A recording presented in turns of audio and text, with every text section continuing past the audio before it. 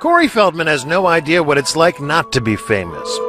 He was just 3 years old in this McDonald's commercial. McDonald's gift certificates. I literally was famous before I knew my own name. His roles defined the 80s.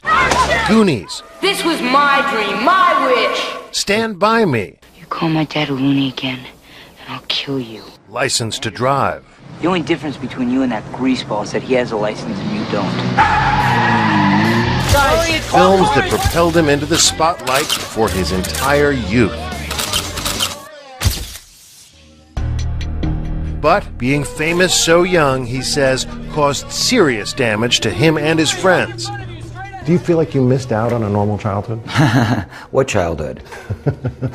I don't know what that means. A lost childhood and a loss of innocence.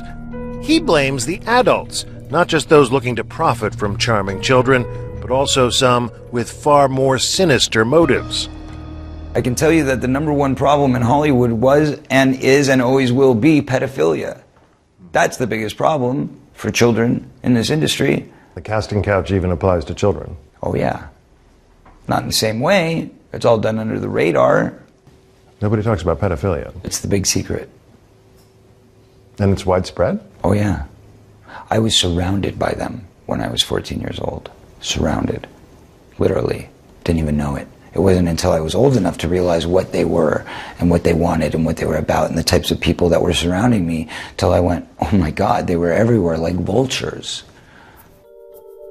Vultures who Feldman says abused him and his best friend, the late child actor Corey Haim, his co-star in The Lost Boys. Well, what happens if my mom is dating the head vampire? Feldman says the trauma of that pedophilia contributed to Haim's death. There's one person to blame in the death of Corey Haim, and that person happens to be a Hollywood mogul. And that person needs to be exposed, but unfortunately I can't be the one to do it. But the person that knows who did it and knows who he is watching right now, I guarantee you. Yeah. Intriguing. Yeah. There was a circle of older men that surrounded themselves around this group of kids. And they all had either their own power or connections to great power in the entertainment industry. Feldman won't name names. And he admits his friend had a struggle with addiction, which he says was a mechanism to cope with his demons. It was a symptom. It was a symptom, correct. Are we in it? In 2008, the two Coreys confronted each other on their reality show about the dark past they shared. You let me get around in my life, man, raped, so to speak, when I was about 14 and a half, and I'm saying this right now. What'd you do, man, when you saw that going down when I was 14 to me? What'd you do? You knew about it. You want to talk about the truth? Okay, well then let's talk about the truth. I was being molested at the same time by somebody else. What'd you do? You know, there's a lot of good people in this industry, but there's also a lot of really, really sick, corrupt people in this industry. And there are people in this industry who have gotten away with it for so long that they feel they're above the law. And that's got to change. That's got to stop. We contacted Corey Haim's mother. In an email, she said, "I'm not willing to discuss or respond to anything Corey Feldman has to say. I wish he would talk about himself only and leave my son out of it." Is there a dark side to child stardom? Definitely. I think a lot of kids don't really want to do it. I think that the parents want to do it more than the kids.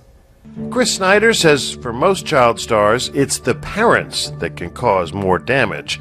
And he would know, having managed with his late boss Iris Burton some of the most iconic child stars, including Feldman, River Phoenix, and Drew Barrymore. The biggest problem in the whole thing is when the parents start to live through the kids and quit their jobs and buy expensive houses, buy expensive cars, and the parents aren't understanding it's not going to go on forever, and it just wrecks everything. Feldman's parents managed his career until the money came between them. I got legally emancipated by going to the Producer's Pension Health and Welfare Plan myself at 14 years old and saying, what were my earnings and what's left?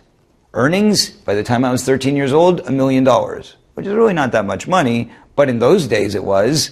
You know, in the late 70s, early 80s, that was a good chunk of change. And how much was left? $40,000.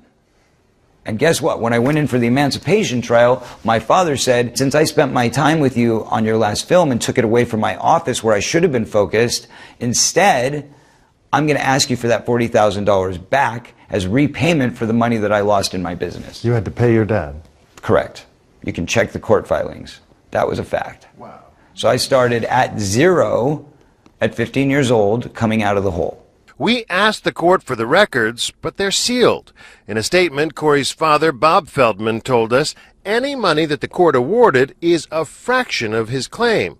And this was a reimbursement for strictly professional expenses, for instance, private school, a publicist, professional wardrobe, traveling expenses, and lots more. This helped to save his career while he was in trouble with drug problems. I thought I was doing the best for my son, and I am always here for him. Child stardom is not a dream Feldman has for his own son. I'll see you in a minute. He is, after all, one of the few stars who doesn't let his child get photographed on the red carpet. Would you ever put your own kid into the industry? No, absolutely not. Never? Never. I believe that everybody in this world should have the freedom of choice. And child stars don't? Child stars have nothing. They have nothing. They have no choice. I was never taught how to have a family. I was never taught how to raise a child because I wasn't raised properly. I was never taught how to care for somebody because I was never shown genuine love. I was shown business. This is what you do. Here's how you read a contract. I knew how to read a contract by 10 years old, but I didn't know what it meant for somebody to come in and tell me they love me and kiss me goodnight. That's a problem.